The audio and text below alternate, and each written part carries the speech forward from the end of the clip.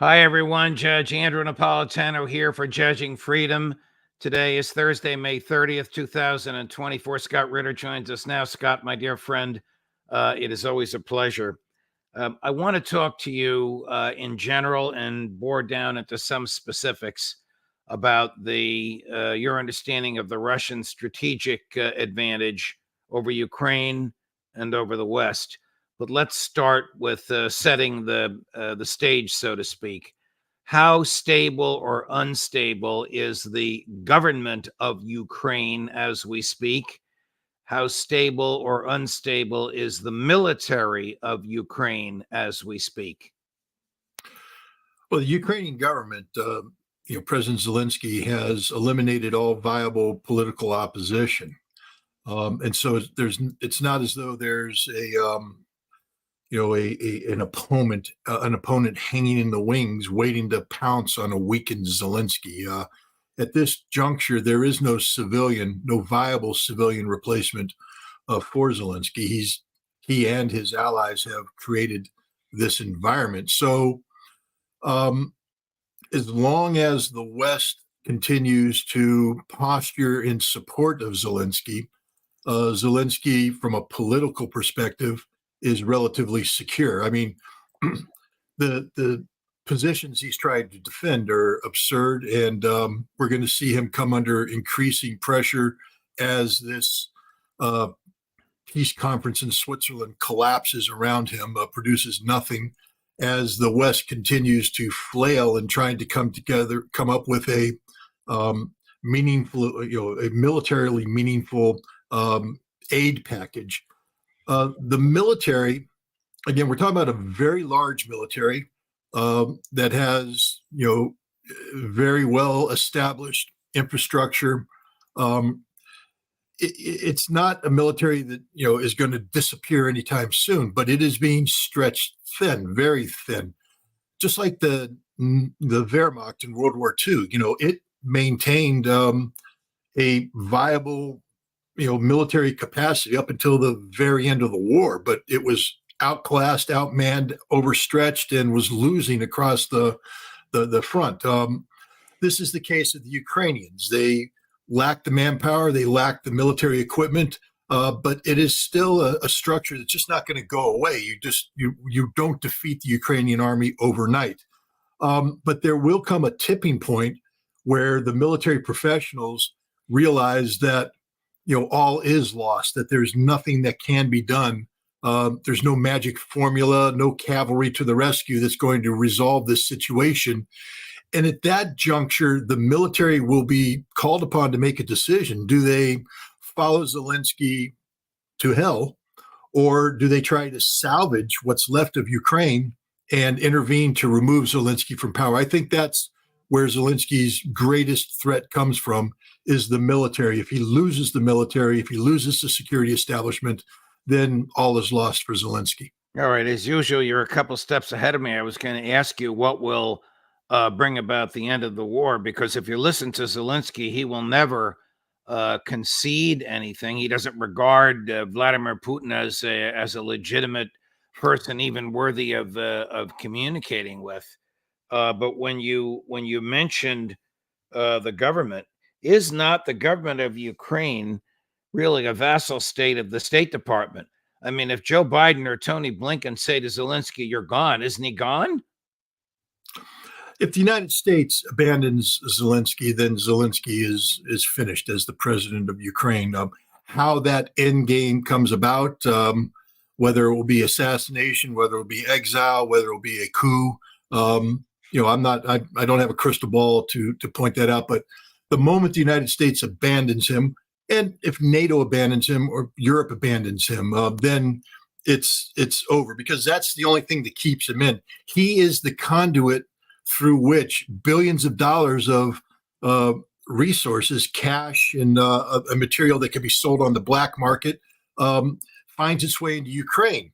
Remember, Seymour Hersh wrote a story that is shown to be accurate. William Burns had to fly to Ukraine in the fall, I believe, of 2022, and tell Zelensky, "You're stealing too much." And the United States knows he's corrupt, but I think the number that he was skimming off the top was 400 million. And Burns said, that's just too much. We can't hide that. It becomes too obvious.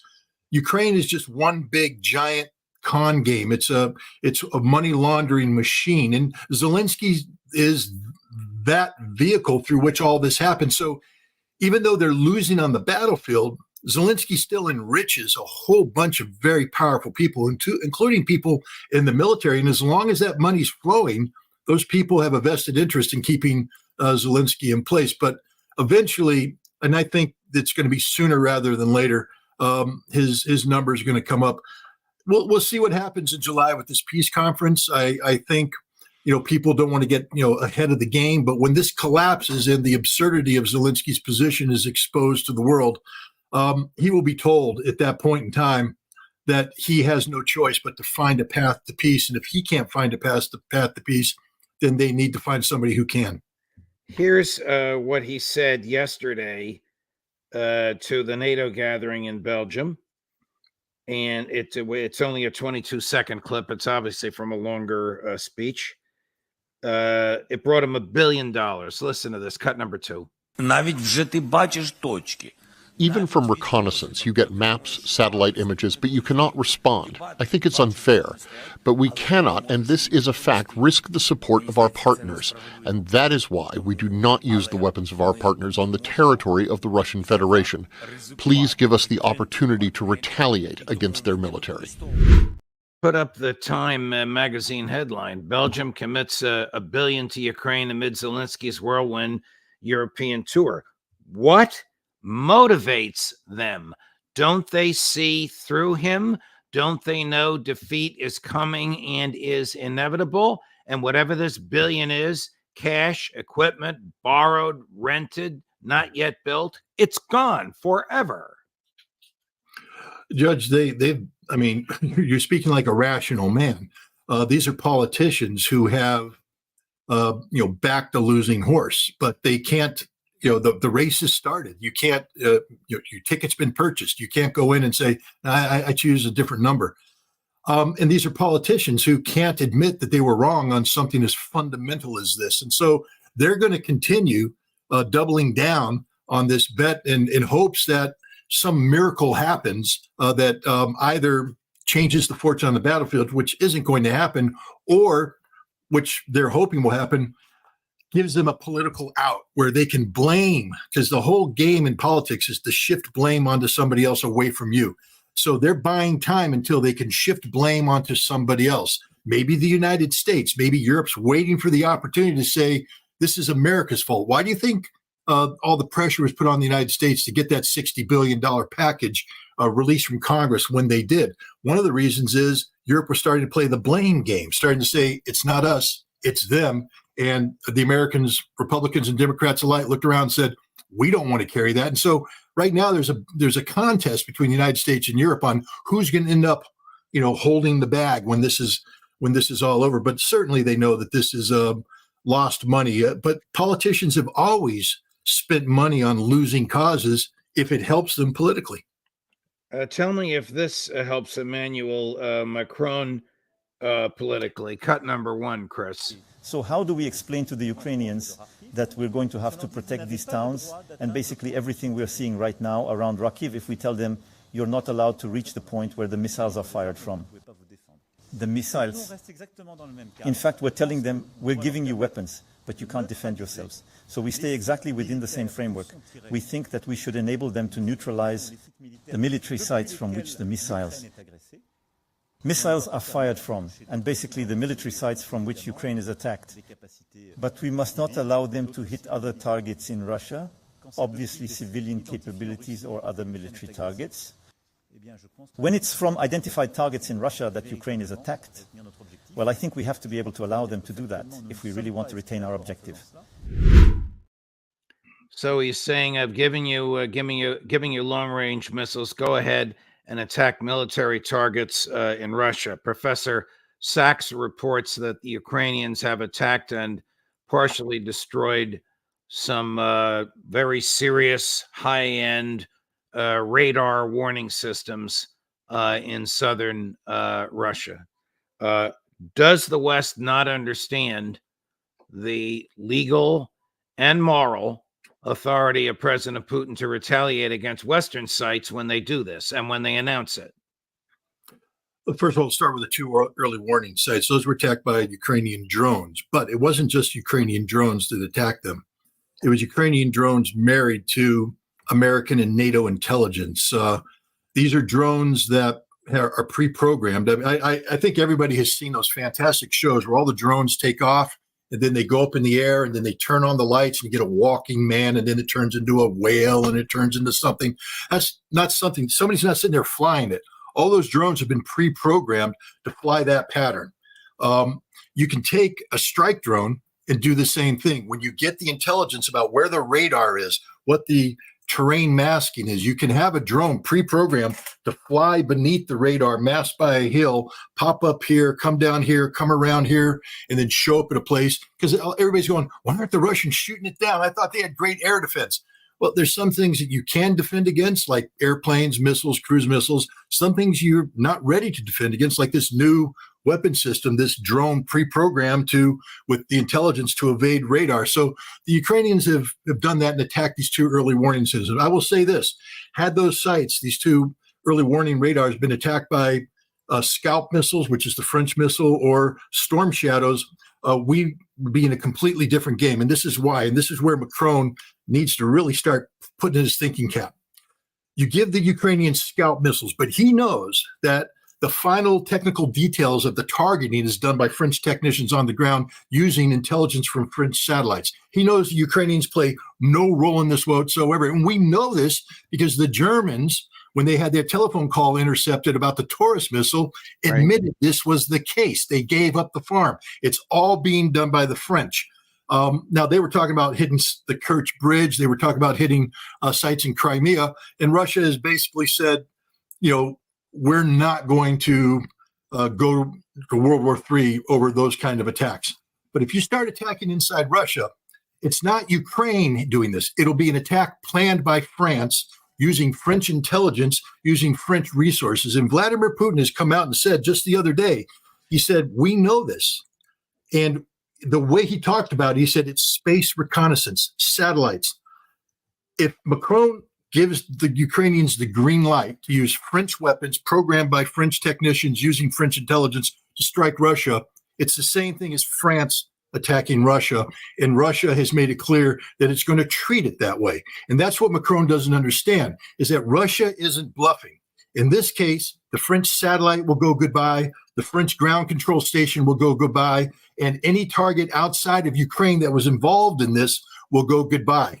And this is a very serious thing, Judge, because at that juncture, France will scream bloody murder. They won't acknowledge that this was a Russian retaliatory strike. They will claim that Russia has attacked it and seek Article 5 protection from NATO. And the moment NATO votes for Article 5, Russia will nuke everybody because they'll just assume it's now a general war and they're not going to wait.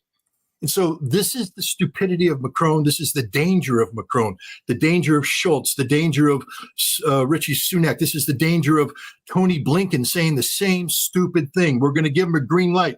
Don't they know that the Russians know that all of the intelligence that goes into these precise weapon systems aren't done by Ukraine? Ukraine lacks the technical capacity to program these weapons. All Ukraine does is launch them, but every other aspect of this weapon was done by other nations.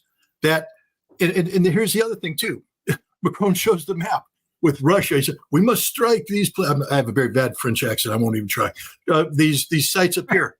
Doesn't he realize that in the Kremlin, there's a Russian general that says, look at Poland, look at the Baltics, look at France, look at Germany, look at England, look at Romania, look at Italy. These are all places where the Ukrainians do things that would normally be subjected to strike. They were just in Belgium. Do they not know that when a Ukrainian pilot is being trained at a Belgian airfield on weapon systems that are designed to be used against the Russians, that is a legitimate target? And so if they start attacking Russia and say, well, Ukraine has a right to strike those targets, you're sort of saying that Russia now has a right to strike all of Europe. This is the stupidity of the West. We just don't comprehend how serious this game is and why we're playing brain teasing games at this stage in the conflict is beyond me. The time to have done this was at the beginning of the conflict when maybe you could have made a difference. But right now, Russia is so far ahead of everybody. They've lapped the field 15 times. There will be no catching up, and all you're doing is committing suicide. Here's President Putin saying exactly what you said. Now, this is part of a long press conference. It's just a 20-second clip, but it's the essence of what he said and what you just summarized. Cut number 4. Representatives of NATO countries, especially in Europe, especially in small countries, they should be aware of what they are playing with before talking about striking Russian territory. In general, this constant escalation can lead to serious consequences. He doesn't bluff, does he? No, there's no bluffing Putin. He's the most responsible leader on the world stage today when it comes to avoidance of conflict escalation.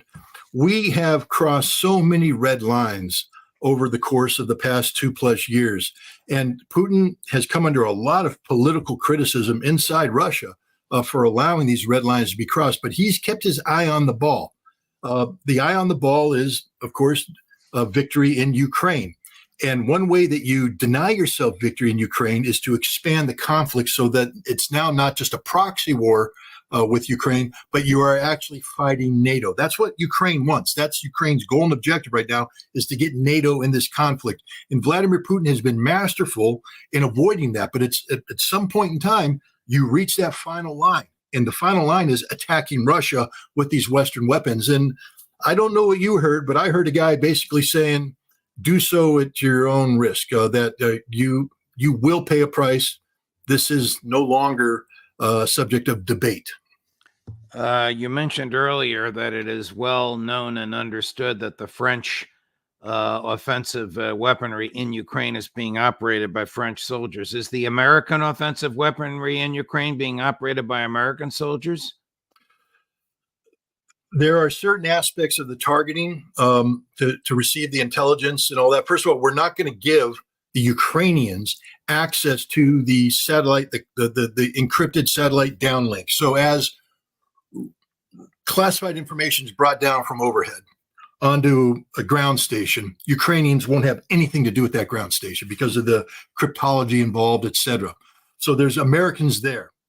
Now they turn this into a targeting package. That targeting package will then go to the Ukrainians in the form of however they input it. It'll be done automatic. But there might be a Ukrainian technician who does that final stage, the hands on the weapons. We might not have Americans there, but we might. Again, I'm not familiar with the classification and the sensitivity of the data from point A to point B on the missile.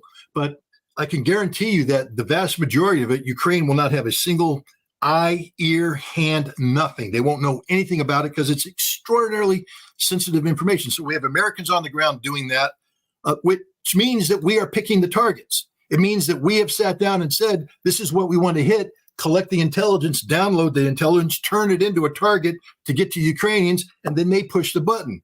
But it's not the Ukrainians attacking. It's the United States attacking. And again, President Putin is fully aware of this. We're going to take a break. When we come back, we'll talk more about Russia's strategic advantage and how the Eastern European countries want to go with a winner. And that's why they're looking toward Russia. But first, this. You all know that I am a paid spokesperson for Lear Capital, but I'm also a customer, a very satisfied customer.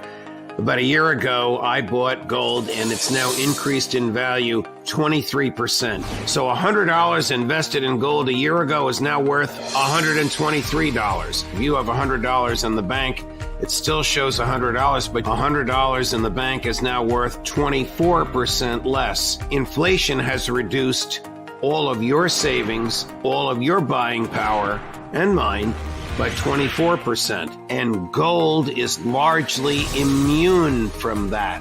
If you want to learn how gold will soon hit $3,200 an ounce, call Lear Capital, 800-511-4620, or go to LearJudgeSnap.com. Get your free gold report. Same experts who predicted the 23% rise that I've enjoyed have predicted this $3,200 an ounce gold. Learn about how to transfer this to an IRA. Protect your savings. 800-511-4620, LearJudgeSnap.com. Tell them the judge sent you. Earlier today, I spoke with Professor Gilbert Doctorow. He made some rather interesting conclusions with which I expect you'll agree. Here's one of them. No, and I would like to take this back to something's happened. He's made 3 visits abroad since his election or re-election. The first was to Beijing, the second was to Belarus, Minsk, and the third was to Tashkent, which is where he made the press conference that you've just shown. And I'd take it back a couple of weeks to his stay in Beijing. I think that his lengthy and very detailed discussions with Xi gave him additional confidence to proceed with the direct challenge to the United States-led NATO that we heard in his Tashkent meeting. Let's bear in mind that the United States, with Blinken, has made trips through Central Asia in the hopes of dislodging Kazakhstan, dislodging Uzbekistan. These are the largest, most populous and important Central Asian countries from the Russian orbit. The nature of the meeting that Putin had in 3 days, it was a day longer than was planned, in Tashkent, during which a number of very important commercial agreements were signed, including for the building of the first nuclear power station in Central Asia, a small one, but nonetheless, the first. This type of warm greeting, without any side glances to those who are giving the come hither note, like Mr. Blinken, tells you that Central Asian countries are behaving as normal countries would. They go with winners, and they have sensed that Russia is the winner in the war with Ukraine and NATO. This is very consistent with what you said at the outset of this interview, Scott, that Putin is the smartest guy of the bunch. Well, he's not just the smartest guy. He leads a very capable nation, a nation that has healed itself for the past 25 years, a nation that has tremendous resources. One only needs to reflect back on a speech made by Margaret Thatcher back in the 1980s about how powerful Russia was. She claimed that, of course, the West wins because of the strength of democracy. But, the point is Russia is largely self-sufficient in its natural resources. It can export tremendous amount of energy resources, a sustainable flow of income. And it has a leadership that has been stable for a quarter of a century, and it's built institutions that are likewise stable and capable. People don't understand Russia, but once you do understand Russia, you are immediately struck by the competency of the people who occupy every position of government. Extraordinarily competent. Judge, next week is the St. Petersburg International Economic Forum. And what the participants at this forum are going to see is that Russia is the center of the world during this time. This is the most influential economic forum in the world, more influential than Davos. They will have a more diverse group of people. National leaders from around the world are showing up because they don't just want to hang around winners and be on the winning side. They themselves want to succeed. And St. Petersburg is the stepping stone for an even greater event that's taking place in October, which is the BRICS Summit. And you're starting to see, Bahrain, Thailand, Serbia, other nations are starting to gravitate towards there because they realize that the option that they've been given by the collective West, by the United States, it's not a viable option. Russia and China together are a combination that is unbeatable at this point in time. Whose military is more capable? Whose offensive weaponry is more lethal? Russia or the West? I'm defining the West as Western Europe and the U.S. In a conventional ground war, Russia has the West beat hands down. The West does have an extraordinary large arsenal of long-range precision strike cruise missiles and conventional weapons of this nature. So we are capable of doing serious damage to Russia. But understand that the vast majority of this weaponry is has its capabilities because of connectivity with overhead. If there's a war between Russia and the United States, Russia has the best anti-satellite capability in the world, and they will shut down America's satellites, which means all of the weapon systems that we think are going to work as advertised no longer work as advertised, and we've lost that advantage. The United States and Europe, let's not kid ourselves, they still pack a punch. This is why Russia's being careful. It's not just a nuclear punch, they pack a conventional punch. They have missiles that can strike targets in Russia. Russia doesn't want that war. It doesn't mean Russia's going to lose that war, but no nation invites that kind of death and destruction on a civilian population that it loves. The Russian government loves the Russian people, and they've worked very hard for the last quarter century to turn Russia around to be what it is today. And you're not going to throw that away overnight and create the opportunity for the West to, destroy a lot of this infrastructure. So the West does pack a punch, but on the battlefield where the hard fighting is done, Russia dominates, and on the nuclear side, Russia is a dominant power. But you don't want to write off the West completely. This is a warning I give to a lot of people who keep saying, well, America's on the decline. Yes, America is.